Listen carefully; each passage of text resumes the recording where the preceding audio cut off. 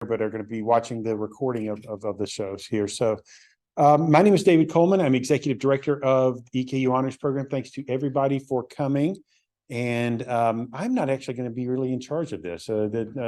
Driving the bus here will be Honors Associate Program. Honors Associate Director of the Honors Program is Dr. Randi Polk. So I'm just going to hand over to her, and you can start us off by talking a little bit about your preliminary materials, and then we'll get into some examples of honors classes and talk about how to apply. Awesome. Welcome to you all. Welcome to the Zoom room. We're glad to have you. And if you pick up any pointers today, feel free to share with your colleagues who might be interested. It's very hard to get people together on this campus, so we understand that difficulty. So we're going to talk a little bit today. We have 4 amazing panelists who have taught a lot of courses in the honors program. They're going to talk about some of the really cool, innovative things that they have done. And we will conclude by talking about how to submit a course of your own, and when that will be due and what that entails and that whole process. So just real quick, a few introductions. It won't take long since we're a small group. So we know Dr. Coleman. I'm Randi Polk. I'm Matt Johnson. Department, and I'm in the music department. I run the theater program. Yeah. Is this a mic, Brad? Yeah. Cool. It's a huggable microphone. Great, Thomas. I'm Thomas Kubian. I'm also in the music department. I teach theory and composition. And you have come to honors courses of mine to talk about the French-speaking world along with Dominique. So I have appreciated that participation. I'm Don Ashby. I'm in the Department of English, and I teach composition pedagogy, and I also occasionally get to teach some pop culture classes. Awesome. So it's fun. Should I go near the microphone? Or I'll bring it to you. Awesome. You throw it. Ooh, it's really good. And hi, I'm Charlotte Rich. Where should I be looking? There. Yeah. Hi, I'm Charlotte Rich from the English department. My field's American Lit, but I've taught a variety of different honors courses with the program over the years, as well as the intro course, Honors 101. And we have the amazing Cassie Bradley and Brad Powell with us, working on the recording and all that fun stuff. So thank you both. So what we will hear about in just a few minutes, some of the innovative courses that we have had in the program. Kind of think about this as the option of teaching like your dream course. What would that look like? And perhaps if you can dream it, we can make it happen. So just keep that in mind as we go through. You said David introduced himself online here too. Oh, I'm so sorry. David, are you with us? Hey, Matt Winslow from psychology. You'll be hearing from Matt in just a moment as well. David Pfeiffer, are you there? You want to introduce yourself? New to our honors advisory committee as well. Yeah, can you guys hear me? Yes. Yeah, hi there. Yep, David Pfeiffer from on the honors advisory committee. Was an honors student way back in my undergrad days, and these days I'm a assistant professor over in the paramedic program over in Stratton. Awesome. Welcome. Thank Thanks, you. All right. So I just put a few titles on here to give you an idea of some of the things that have been taught. Some of these courses that are featured on this slide, you will hear a little bit more about because the people who have taught them are in the room. So I'm just going to step down and be quiet for a little bit. And we're going to hand things off to our first panelist, Dr. Charlotte Rich, Professor of English, and she is going to talk about her courses in honors and all kinds of things. Stand up. That's better. So just to make sure to advance it, just use this button. Yes. And hold this just up pretty close. You can wear it around your neck if I'll you're hold more it. comfortable. Okay, I'll just hold it. Oh, well, okay then. I think that works. All right. Hey, everybody here and on Zoom. So, oops. Yeah, so this slide for me, sorry, it just looked a little different. I was like, oh yes, that's my slide. No, you're just fine. Yeah, I kind of just put down a few of the reasons why EKU Honors is so perfect for collaborative and innovative teaching, at least in my experience. It has this opportunity for faculty from different disciplines to come together and co-teach topics classes, although I know we also offer topics classes that are single professor taught as well, and those are wonderful as well. But there's something especially neat about when you're able to collaborate with someone from a different department and bring those different perspectives. Of course, these courses being wonderfully limited on the cap size and again on hopefully some co-teaching opportunities, even just through guest lectures, things like that, allow for critical thinking. We're able to explore the topic or the focus for the course through those different disciplinary lenses. And again, we're bringing students in from a real wide variety of majors as well. And that's a really fun way. They bring their own perspectives based on their career plans and their own disciplinary interests to the material as well.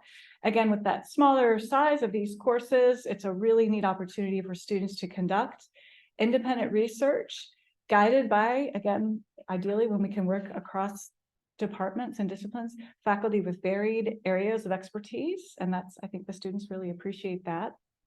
And finally, I think that these honors topics courses really provide opportunities for creativity, both in how the faculty work on the course design and in how the students are able to pursue creative options for projects. And Dr. Polk and I have really gotten to do some wonderful things with that over the years. So to go to that, my own experience, I did start teaching topics courses back in about 2013 with, she is retired now, but she was absolutely wonderful, Dr. Christiane Taylor from history. And so we first did a course on sort of women's history in America. I was doing more of the literary side of that, and she was doing more of the straight history and archival material side of that. So we did that for 3 years, and then we shifted and changed to a new course on 1920s America, and especially the diversity of experiences and voices in 1920s America. Then I also did kind of a collab across different disciplines with Dr. Clint Pinion from Environmental Health Sciences. And for 2 years, we were able to do an environmental health and literature course. And that was really, really interesting as he covered base core concepts and topics in environmental health. And then I was able to pair those with literary works. And so that was a really exciting experience. And then finally, with our own Dr. Randi Polk, I have really gotten to do a lot of cool things over the years. So she and I did a course on Paris between the world wars. And again, I do a lot of work in my own field of American literature about the American writers who went and spent time in Paris between the wars and how they interacted and collaborated with other artists and creatives in Paris. And Dr. Polk brought a lot of focus on photography, filmmaking, visual arts, fashion, I'm trying to think, a lot of those other areas. And so we had a really fun interdisciplinary course. We also then did a course, again, focused on kind of women's history, and that was called Transatlantic Trailblazers, Women Who Dared, and that covered a variety of women, both in America and in Europe and globally as well, who were trailblazers in various fields, be it political activism, literary endeavors, artistic creators, lots of things. And most recently, we are now doing a course on the Harlem Renaissance, which is another big interest of mine in my American literary study. I teach and research and publish in that. And Dr. Polk was bringing her experience with the French global picture with the kind of concomitant activist movement of negritude. And so we worked with that in our most recent course, which we hope to offer one more time. Yes. All right. So those are some examples of the interdisciplinarity of the kinds of course topics you can create for honors. And then I just wanted to share a few examples of the kinds of creative projects I was able to have students do. So to say this, I began this back with Dr. Taylor, Dr. Chris Taylor, a term project that students work on in the second half of the semester. Those who are more comfortable with the more traditional term paper, we always offer that option to them. Not every student loves to do a creative project, but we always had a creative option as well. And that was true for my other courses with Dr. Pinion and Dr. Polk. So there's still the research element. There's guided library research, developing an annotated bibliography of 10 sources, all those kinds of things. But then in the case of some students, they wish to create these really kind of cool new artifacts, objects. So here's an example from that American Women and Their Voices 1870 to 1920 course. And this student, her name was Maitland, she did a birth control activist. She imagined a woman, Mrs. I forget what her name was, Maria Roth or something, and she created a diary. She collated a bunch of archival material she was able to find through her research to imagine a woman living in Victorian America becoming very interested in and wanting to assist with the nascent birth control movement. So you can see how she went in, she researched and learned about the Comstock law, the anti-obscenity rationale for the reason why birth control information should be, not allowed for dissemination. And then she created this wonderful artifact. I still have it. I love it so much. She put together all kinds of old Victorian archival types of things. She aged them. Oh, I'm sorry, it's auto advancing. Maybe I'm pressing the buttons. But she created calling cards for this woman. She created a calling card for Margaret Sanger, who she envisioned Mrs. Roth becoming in correspondence with. She created a diary, she created letters. She even created, or not created, but found online and printed out examples of Margaret Sanger's journal, The Woman Rebel, which was her outlet of publication in which she was trying to get information out, things like that. I'm sorry, this is advancing. Let me go back.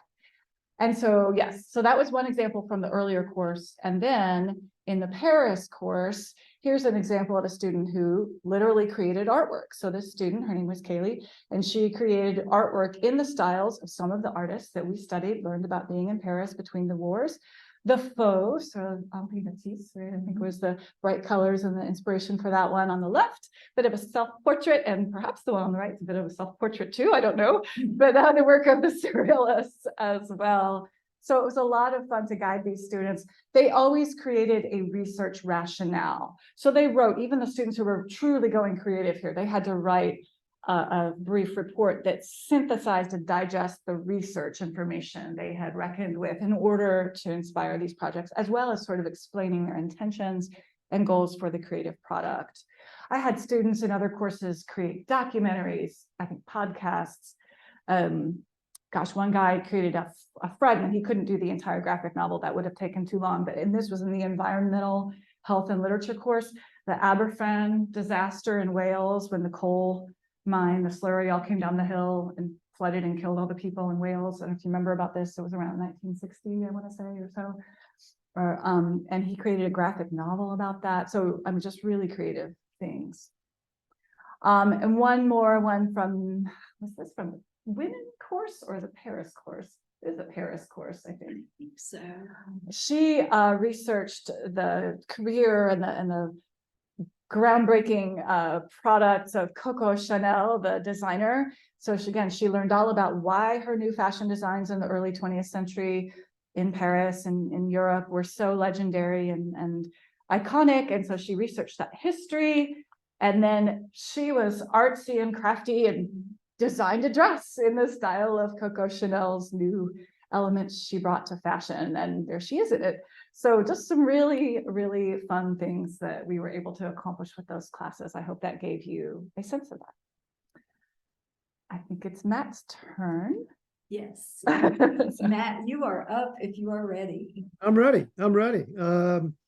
Yeah, I'm going to kind of hit upon a lot of things that Charlotte talked about as well.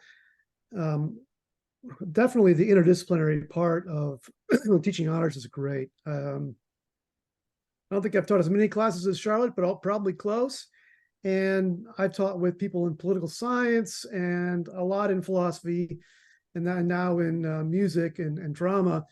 But just the interdisciplinary nature of it has been really rewarding to me as a scholar, as just as a thinker, to learn more about another discipline that I don't know very much about. So teaching honors is a way that I learn as much as it is a way that anybody else learns. I get a lot out of it. So and just the interdisciplinarity of it is really important. And of course, we live in a world that is interdisciplinary, right? The only part of our world that's not interdisciplinary is the academy. And so I like to teach courses that are more reflective of the real world that exists outside beyond our walls. And then also the other faculty, as Charlotte said, it's getting to hook up with other faculty, some that I knew before we collaborated, but some, was really sort of not really a shotgun marriage, but it was we didn't know each other as much. But even that is great. And teaching, just getting to know other faculty is really wonderful. And so I love it for that reason. Another reason I love teaching honors courses is of course the students. Obviously they're honor students. And so not only are they going to be generally the better students at EKU, but they're also going to be, I really feel like honors does a great job of sort of creating an environment where their intellectual pursuits are really focused on and honored and really highlighted. And so students come to class, I've rarely had to worry about students not showing up for class or not being engaged in class, not doing the work. I mean, some, of course, but generally, what I found is that honor students are basically up for it. Whatever you throw at them, whatever you suggest, or if you leave it up to them, they're going to come up with ideas. So it's really great to walk into an honors class and just know that any crazy idea that we have, they're up for it, right? They're going to try and do it. And again, if you can engage them and collaborate with them, then they can really lean into that. So I think that they really enjoy that part of it. And I really get a lot out of that. Just being able to kind of, in some ways, co-create the class a little bit with students is really wonderful.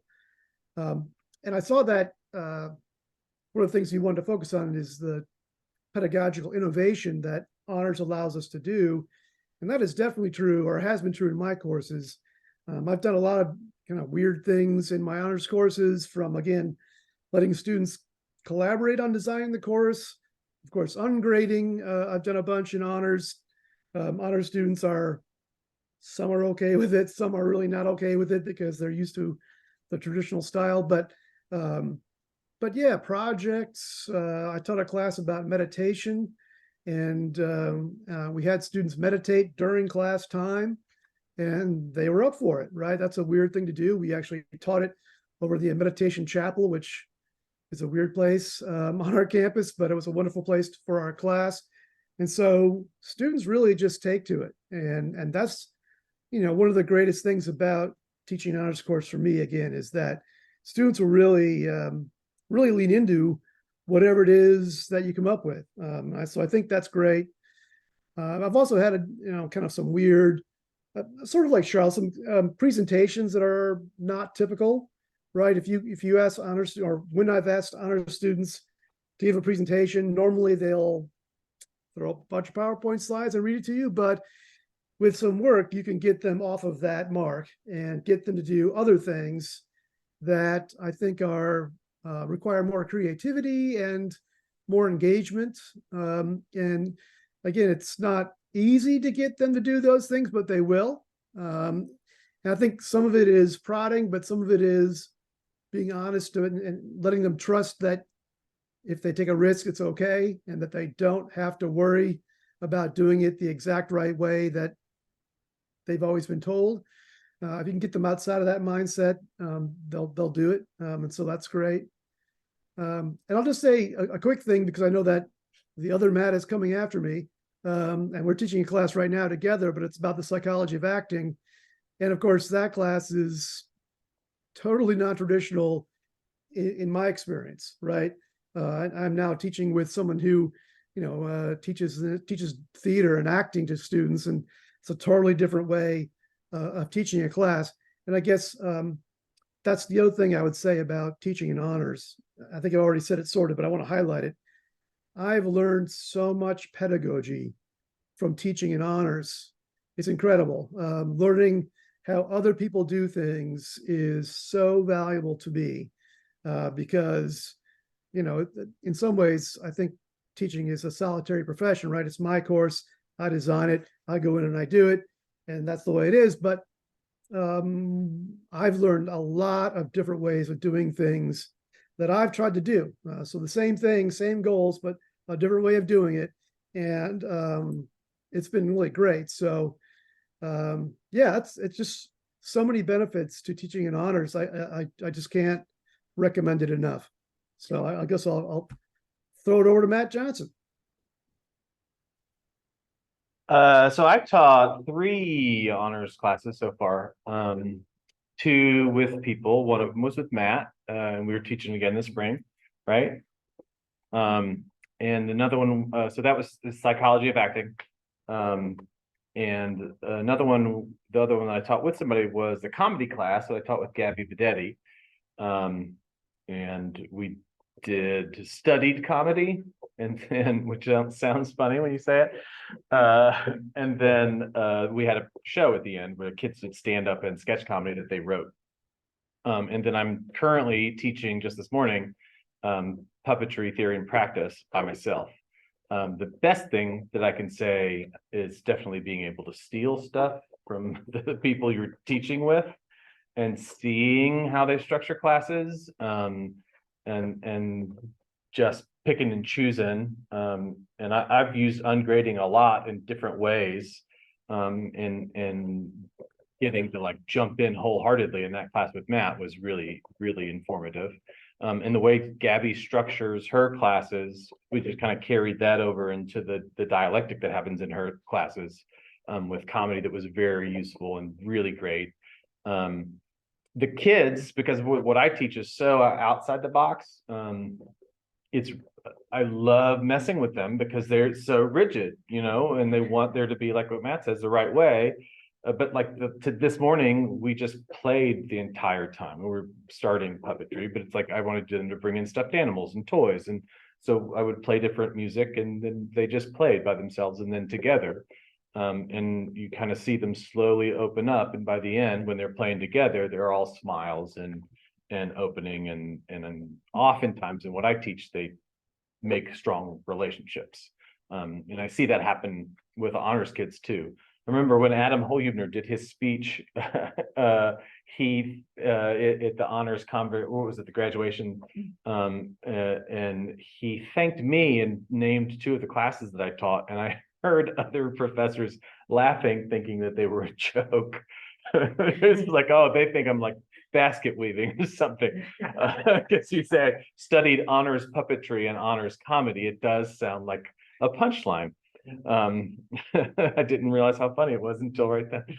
But it does open up a lot of stuff for these kids who are really, really bright, but especially right now, a lot of what we teach, or what I teach in those classes, is connecting, and presence, and being in the moment that you're in, and connecting with whatever it is that you're working on.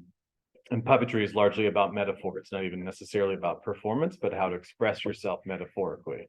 And these are classes that I would have liked to teach anyway. The acting class isn't that different than an acting class, other than they're thinking about all this other psychology stuff while we're doing it. And as those pieces tie in, we find stuff to highlight. So in a lot of ways, it's kind of like jazz when Matt and I are in there together, where we're like listening for teachable moments and finding them in each other's stuff, and it's a lot of fun. But letting these kids kind of open up in ways that they wouldn't get to otherwise, and they kind of have to be a little brave to be in some of those classes. But it's more process oriented than end product oriented, and definitely about them finding out who they are, and breaking out of their prescribed avenues of what they think it should be. And these classes were really cool. Like Dave asked me, I think I pitched like 4 or 5 at you at first. I'm gonna have to go back and look. One of them was a comic book class, which I would like to do. But take big swings, and you can come up with some really cool stuff. And Dave's really good about saying, yes, this is useful. Let's do this one, and maybe swing back around in a few years and do that one. Yeah, that's pretty much it. So next up, we have Mike Lane. Yes, they got the microphone here. Yeah, very soft, very soft. So I now realize I should have just kept it empty on the slides. And God, I need to get a better headshot. So effectively, yeah, in my experience, I'm from the Parks Rec and Exercise and Sports Science department, so we just merged, so I have to think about it. And, you know, it's a very different type of student than what I work for. And I apologize, I got in here midway and I caught the end of Dr. Winslow's talk, and, you know, they are incredibly good students. And what's nice is you can go deeper because, you know, vocabulary is there, the writing ability is usually ahead of what you see in a lot of the peers in my experience. The only issue that you can kind of have is the fact that when working with them is they're obviously very grade motivated. So I think a number of you guys are talking about ungrading and otherwise. I am a big fan of giving them a lot of low stakes assignments. So it's not just this giant project they have to do, and giving them feedback on the giant projects as they go through so they know they're building in the right direction. So it's culminating in something that's hopefully not going to be too overwhelming. And I'm doing this completely out of order. And I was it a 300 level, not last spring, but the previous, and then it was a 100 level this spring. So I got to make it a bit easier. And that's why they're still freshmen, you know, they're still figuring it out. They're still going to have that kind of that knucklehead moment on occasion where you just kind of eye roll and cringe a little bit, but it's really rewarding because those are the ones that actually have, in my normal classes, I'll have one or two students that actually have like a genuine interest in the subject and ask me questions after class.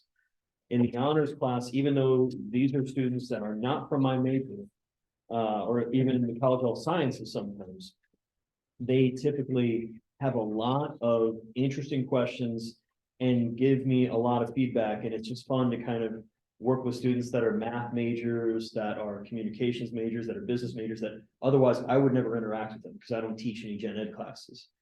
And so it's just kind of neat to kind of have my own little ability to take what are the major principles of my area when it comes to health and wellness and teach it to students that otherwise wouldn't get it unless they have a sort of varied experience. Thank you. So hopefully that's provided you a better idea of some of the things that you can go with your colleagues and kind of explore these completely different sides of a topic, and find ways to put that together into an interesting course that you will enjoy teaching and your students will enjoy taking. So I just wanted to say a word about kind of how the number system works. We do have a 300 level course that falls into the various general education elements. What you will notice when you look at our courses is that most of them have at least 2 of these, if not 3, right? So for example, the courses that I teach with Dr. Rich tend to be arts, humanities, and diversity.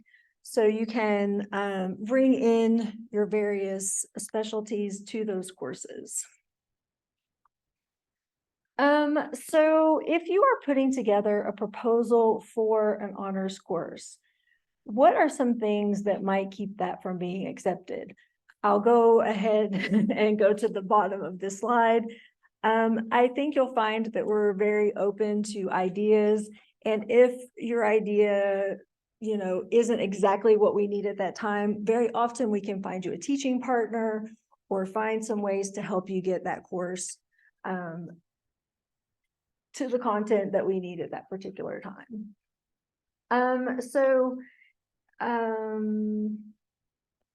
Finding a partner with similar interests. I know the first course that I taught with Charlotte, I think we were just having a conversation in the parking lot one day and discovered this mutual interest, and we've now taught 3 different courses together. So sometimes it can really happen organically through those conversations that you have. Sometimes it might just be that, you know somebody who has an interest in something else that you would like to teach. In the proposals, we look for things that are not too narrow and do not expose students to an array of ideas that we want them to have, it's not a graduate seminar, right? We want them to have lots of exposure So if this is the only course that they take on diversity, we want them to have a, a bigger picture other than just one place or one time or one people, right? So also when you're putting your course proposals together, look for assignments that are sort of, active learning, experiential. Feel free to take risks. So it doesn't have to be a very typical thing that you do in your other courses. So, and you can always try something, tweak it in the next iteration of your course. So I already kind of spoke to some of these things.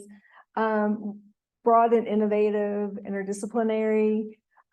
You can teach a course by yourself if you can make it broad enough, or you can teach with a teaching partner.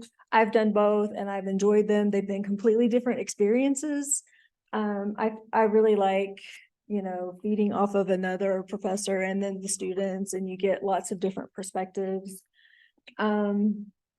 And so, of course, also we don't want courses that are, for a specific major. We want them to be, interesting to all sorts of majors. So finally, what do you need to send if you want to put in a course proposal? A draft syllabus. So the dates, the things that you'll be reading, watching, doing on those dates. An email from your department chair letting us know that it is okay for you to teach that course, that they're releasing you from your departmental responsibilities, and when you want to teach it, right? So generally these courses are taught on either spring or fall for 3 years. After that point, you can revise your course, teach a completely different course, something like that. So they do run 3 times. What questions do you have? If I could add a couple of things in here, but to thank you, everybody. Thank you for our contributors. Thank you, Randy, for running such a great meeting here. Just a few things from my point of view. I've been doing this for my 25th year with EKU Honors. It's yeah, wow. I feel every single one of those years too. I get back to the days when let's see, I think I started teaching the year before you did. You started fall 2000, I think. Actually, fall 99. 99. I did too. So Charlotte and I started teaching in EKU Honors the very same semester. Oh no, I didn't teach with honors till 2000. Yes. That's it. Okay, yeah. I think we both started in honors our second year. I Yeah. came to EKU 98, started in honors in 99. You came in 99, started in 2000. But yeah, it was very different back in those days. Everything was team teaching, but it was the humanities sequence or the civilization sequence. So we do things a bit differently today than we did in the past. But one of the things that's common throughout the history of honors, and this is built into and baked into the structures of our national organization called the National Collegiate Honors Council, in what's called the shared principles of honors education that we all share. One of the baked in values that's common. Honors is different on every campus, but one of the common values that we have across honors programs, honors colleges across the United States is that honors is always supposed to be a laboratory for innovation on every campus. That this is the place where you come, you try new stuff, right? You try new stuff. And I certainly have found throughout my career that the things that I've learned in honors classrooms have affected what I did when I got back to the history department and taught in the history department. I came here very much as a sage on the stage kind of lecturer, right? That was the model that had been put before me in most of my classes in grad school at the University of Illinois, and most of my undergrad classes at Emory University where I went. So yeah, but coming and working in honors really transformed me as a teacher, and it affected everything that I did as a teacher. So yeah, think of this. This is a place to come play. This is a place to come try new stuff, right? As you've heard from these amazing professors who have been trying new stuff here in honors for years. Remember also that honors is a university-wide program, as we've just seen with Dr. Lane's work here coming from.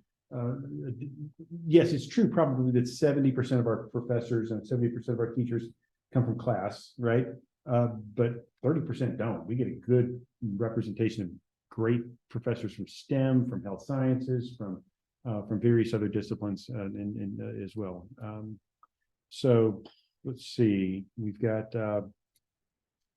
yeah, that's about all I have. So just a few things that I wanted to add in. So yeah, as Dr. Polk said, what questions do you have for us, either from online or from the room? Go I ahead, just Tom. wanted to Yes. clarify. Like you said that there was a difference, there's a possibility for upper division or lower division. Is that Oh, right? that's a good question. Yeah, we do have a number of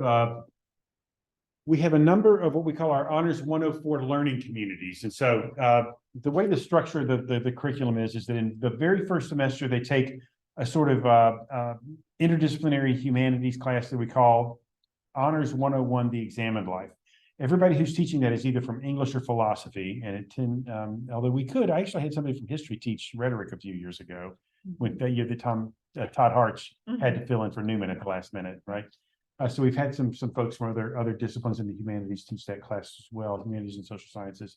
But so the students will take a 101 in their very first semester with us. It's in that second semester that the class that Dr. Lane just referred to. It's a spring of first year class called Honors 104 Learning Communities. And the rationale for these learning communities is that this is in response to student demand. Students were asking for classes that were interdisciplinary and honors creative, but in some way relating more specifically to their majors than that Honors 101 Examined Life, as we call it, class. They wanted something that would be, and so we've got, for instance, we've got 7 different learning communities scheduled for the coming spring. One of them we have in mind, kind of the pre-med, pre-pharmacy, pre-optometry, pre-dental, all the pre-med plus disciplines, right? And we get a lot of those, right? So we've got one there. It's going to be taught by Dr. Martin Brock from chemistry. It's called Frontiers in Medicine, sort of interdisciplinary medical sciences kind of seminar. He calls it sort of research adjacent, where they're going to be actually going into the labs of people like Lindsay Cormier and Margaret Denguri and learning about their heavy duty research on breast cancer medications and things, right? We have another one that is for we call it, it's for the artsy students, right? Students interested in anything from music to visual arts to drama to literature, poetry, whatever, creative writing. And that one's called the Creative Imagination. And it is being team taught currently by one musician. Bernardo's doing it for us, right? Bernardo plus, well, it was Julie Hensley for the last couple of years from creative writing, but we're handing it off because Julie's on sabbatical this spring, right? Massey, is that our new guy, new person? Evan Massey. Right, Massey's going to fill in for Julie this time. Is really excited about doing it, right? I would love to have somebody from the visual arts team, Melissa Vandenberg or Isaac or somebody like that from over there in the visual arts. Would be nice to get involved with that at some point too. But it's a really on fire creativity kind of class, right? And if you can arm wrestle Bernardo and take over that if you want, if you can take him down. Bernardo's having a lot of fun with that, but at some point I would love to start rotating some other people in there too. And then other learning communities include, we've got one that's sort of for social justice, sociology, social work, kind of people that are interested in those sorts of things. And that's called, it's being taught by Rob Weiss from history, and it's called Building Thriving Communities, sort of interdisciplinary engagement, a lot of community engagement with various resources here in Madison County. So we've got those, the one that Mike Lane teaches, we kind of designed with sort of allied health sciences in mind. So the nursing majors, the public health majors, the OT majors, maybe some of the communication disorders majors. We kind of had his, what are you calling it now? It's called Who Wants to Live Forever? Health Across the Lifespan, right? Something like a lifespan health. Highlander quote followed by something that actually is true. Right, exactly. So yeah, it was received fabulously. I mean, the reviews on that were glowing. They loved the engagement of that class. And so those are our lower division classes. They're the 101 first semester and then 104 learning communities in second semester. And during that second semester, sometimes they're taking these cross-listed interdisciplinary 300 level classes, and some wait until their sophomore year and get most of their interdisciplinary classes. But you can see the advantage of these interdisciplinary cross-listed classes. Students can choose which gen ed category to fill in, right? So Matt's class, they can take it either as a humanities, the puppetry class, either arts or humanities. You can plug it in either way, right? and the students love that about this curriculum, and it encourages the kind of creative collaborations you see in all of our presenters today. Anything to add to that, Randy? No. About that? Okay. Other questions for us? What questions do you have? Oh, yes, Don. So I just have a question about for team teaching. Yeah. As far as support for that, for partnering. Because as I'm thinking about various types of courses I might teach, I don't always know what enough other people are doing who might want to partner with me. So what kind of support is there in terms of partnering somebody with a team teacher, or is it more advised then in that sort of situation when I go like mass route for the current course and do that as an individual? Yeah, I think if you've got some questions, you can always come to me or Randy and you say, I'm thinking about something like this. And Randy and Eric and I can get together. Eric Liddell's not here, but he's here in spirit, right? The three of us are the faculty assigned to honors, right? And so, and we know lots of people all across campus. We can help you make connections with one of the things about my job, we often talk about this when we get together as honors directors and deans, that I tend to work across colleges more than just about anybody, right? I'm working with folks from health sciences. I'm working with folks from STEM. I'm working with folks from education and applied human sciences. We may know somebody that you may not have met if you're, so we may have a chance to pair you up with someone. I do give some ideas about some people to contact. So yeah, just ask us, ask Randy, ask me, ask Eric. And then we can sometimes confer with each other because we talk all the time. Yeah, I should mention also the other sort of support. We've got some money, I mean, we're blessed, right, with a nice endowment, so that when Matt sends me a bill for $900 worth of puppetry supplies, we can do that, right. And lab supplies for Mike, right? I've gotten some requests for those sorts of things sometimes, and I need to get more now that I just get $900 for puppets. Right. So that's been loaded price. Right. We probably priced it out. It was about $900 worth of stuff. So, but that's fine. We want to be able to support that. So. But yeah, I think sometimes, again, I think sometimes those conversations just really happen so organically, and we may have had a conversation with somebody who's saying something similar to what you're saying.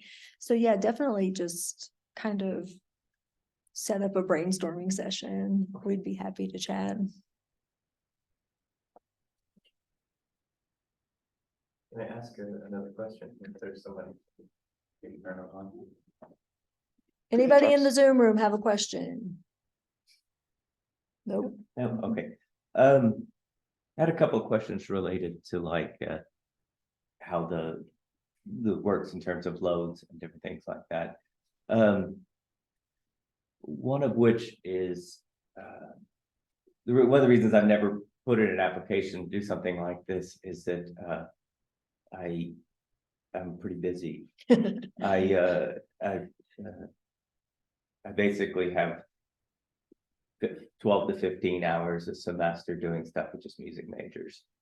And so if I were to do this, if I was able to do this, and let's say I had a full load of 12 hours in the music department, would it work to do this as that overload class? And are there any issues related with that? Yeah, there are a few issues related to that. We prefer if your chair can release you to have the honors course as part of an end-load situation, and that's the norm.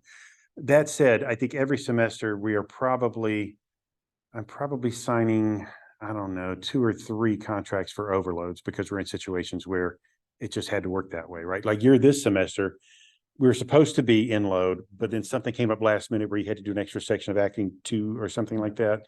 And you were asked by your chair to do that, which turned this and then into an overload. And I have to work sort of on an ad hoc basis, and I have to go to my boss, Sarah Ziegler, and say, is it all right for us to have 3 1-hour overloads and 2 3-hour overloads? I've never been told no. I've never been told no for that. Could the So, music department pay the overload, the music department want to teach extra class? well, I almost responded that way and said, hey. Hey, Keith, call that an overload. I kind of consider it a courtesy though, that I'll bear that way, but I'll bear that way only if I have to go and get permission in each case from the provost's office to do that. But we're small. We don't really register on the cost radar of the university as a whole on those certificates. Because we tend to be small. I'm tending to ask for 2 3-hour courses with 3 1-hour courses of overload. It's a very normal sort of request for me to make, right? I'm not talking about 15, like some departments are asking for overloads for 15 different 3-hour sections or something like that. And I because we're such small potatoes in terms of the total number of sections. By the way, with our new curriculum, it used to be that we would offer maybe 12 or 13 300 level sections every spring, and then maybe 10 or 11 every fall.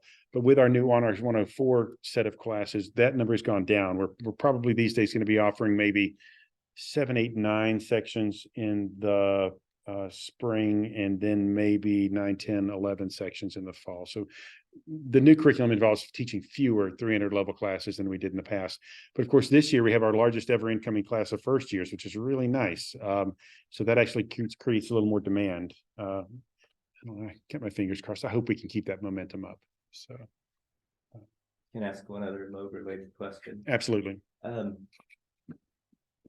Is there, we talk about collaborative teaching, if you have two professors, Right. that doesn't affect me directly, but you get equal load for teaching half the class as opposed to teaching the whole class? Yeah, our special deal, we do have to have a special deal with the provost's office on this. We are able to send all of those SCH back to the home departments because we have no interest in keeping them ourselves, right? We have no interest. Your teaching still gets credited back to your home department. And if your team teaching something in honors, the rule now is that you still get, and I'm hoping, I fight every semester to hold on to this, that it traces back to your department as if you're producing the full credit hours from the section. Okay. Right? It tracks back. So if there's 18 students enrolled, the 3 hours, that full 54 gets credited back to your department. Right, and so therefore Right. they justify that it's giving you a load. Right, exactly. It counts as a one class. So it's not like a 1/2 load. It's a full class load. But that's Okay. honestly that oh, help us. That's maintaining honors over the years. That's important for us to be able to do that, right? So if you come in and teach a class with Randi, all those teaching hours would go back to English. And all the teaching hours are, I guess it's a bad example because her primary assignment, she doesn't work in languages, cultures, and arts and anthropology and sociology, and whereas her assignment's entirely in English. But if you were team teaching with Matt, right, music and English would both be credited with the full amount of hours, right? So I have one last question. shoot, yes. And that is, are there any issues with involving part-time faculty? I mean, is it something that happens? We haven't done that much, honestly. We have not done that very much. I'm trying to think of an example. Can you think of any when we use part-time faculty? I know in Honors 100 in our orientation course, but other than that, I think that's the only one. Yeah, we occasionally have had a part-time faculty member serve as an honors thesis mentor, but in terms of teaching, we try to make sure it's tenure track full-time faculty that have priority for teaching those 300 level honors seminars. Okay. Who's mentioning that we used to have Honors speed dating. yeah, man, it's mad. Yeah, exactly. When we used to have our May faculty workshops, we had times when we would do honors speed dating, right? And shared ideas, and some really good topic ideas came out of those. One of the things we found the last time we did that pre-COVID, the last honors faculty workshop we had in May, we ended up conflicting with FCT&L programming, and we had, remember, Matt, you were running back and forth between Perkins building and over here because you were trying to get to both the FCT&L's programming and ours. So we've decided we're going to try to do more with FCT&L with FCT&L than against FCT&L. So yeah. If I could reiterate one more thing that Dr. Polk was talking about earlier also, please remember that even in these 300 level graduate seminars, even in these 300 level honor seminars, they're not graduate seminars, okay? Please always keep that in mind. I have to always remind people of that. I had Thomas Jarvis and Jason Fry from physics taught a course over it taught a 104, and they said, I know you told us 1,000 times, and I know you told us 1,000 times. No, don't think of this as a miniature graduate seminar. And they taught their honors 104 last year and said, we forgot about it. We assumed that, the formulation is often, and Matt, you can probably talk about this too, right? The formulation is as often that people say, oh, they're honor students. They ought to know this. They ought to already know this. They ought to already really understand MLA citation, right? No, these are 18, 19-year-old kids, right? Talented 18 and 19-year-old kids, willing to work 18 and 19-year-old kids, but you've got to start at the bottom. I mean, you've got to start with, you got to understand that this is like, it's a good gen ed section, but it's a gen ed section. Okay. Don't think of these things as miniature graduate seminars. Think of these things as you're working with a really good section of gen ed class, right? Because they're not coming from your discipline. They're coming from all across campus. And if you start with that assumption and understand that they're willing to work hard, but they do still need to learn the very basics of being college students, right? They're not well trained. And to be specific, Thomas Jarvis was pointing out how, wow, I was surprised that they didn't really understand World War II history. Well, they don't understand the basics of World War II history as 18-year-olds coming out of high school because they didn't really get taught a lot of the basics of those sorts of things, right? That the Allies and the Axis and what do those terms mean, right? You still need to kind of walk through the basics of those things with them. Other questions?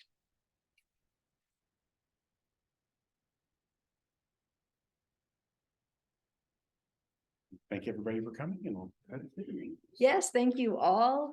Be on the lookout. The call for proposals will be coming out probably next week. probably next week. October 27th will be the due date this semester for classes to be taught next fall 24 and spring 25. So yeah, let yourself dream until that point and then see what you can get somewhat concrete to send us. And we'll be happy to look through those. Thank you. A special thanks to our panelists today. All three of you here, and Matt, especially for you being on sabbatical. I'm impressed. Thank you so much. Wonderful Thanks, everybody. information. Thank you.